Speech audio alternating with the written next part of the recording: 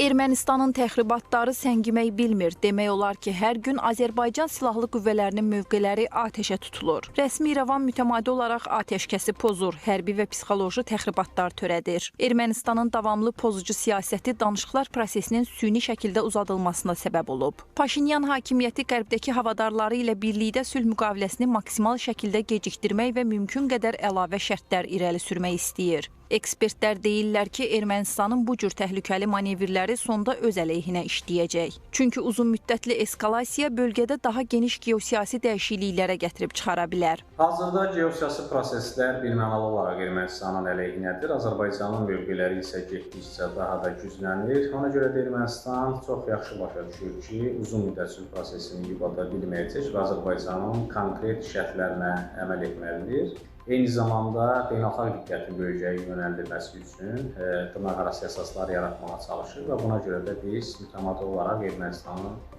bölgədə təxribatlara rəvac verəcəyini görə bilərik. Qərbdəki bəzi dairələr belə insidentlərdən istifadə edərək Azərbaycana qarşı müxtəlif siyasi təzyiqlər göstərməyə çalışırlar. ATƏT-in Minsk qrupu uzun illər ərzində Qarabağ münaqişəsinin həllində heç bir nəticə əldə etməyib. Ermənistan bu prosesi uzatmaqla Minsk qrupu çərçivəsində yeni diplomatik oyunlar qurmağa cəhd edə bilər. Digər tərəfdən sərhəddə vəziyyətin gərginləşməsi fonunda İrəvan silahlandırılır. Şərhçilər bildirirlər ki, Fransa başda olmaqla bir neçə ölkə Cənubi Qafqazda nüfuz qazanmaq üçün İrəvanı açıq şəkildə silahlandırır. Zənginləşdirir və təxribatları təşviq edirlər.